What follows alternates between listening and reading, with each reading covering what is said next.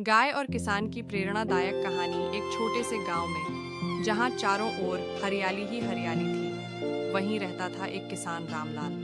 मेहनती और ईमानदार रामलाल के पास एक प्यारी सी गाय थी, जिसका नाम गौरी था। गौरी सिर्फ एक गाय नहीं थी, बल्कि रामलाल के परिवार का हिस्सा थी। वह रोज सुबह ताज़ा दूध देती, जिससे रामलाल का घर चलता था। संघर्ष की शुरुआत रामलाल अपनी गाय का बहुत ध्यान रखता था, लेकिन हाल ही में गांव में सूखा पड़ गया।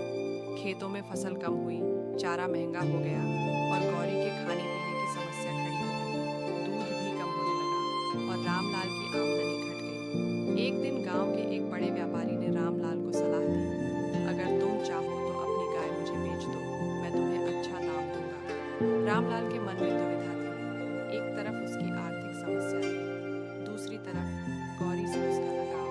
उसने फैसला किया कि वह अपनी गाय को नहीं बेचेगा, बल्कि कोई और रास्ता निकालेगा। नई सोच, नया रास्ता। रामलाल ने अपने गांव के पास के शहर में जाकर लोगों से बात की।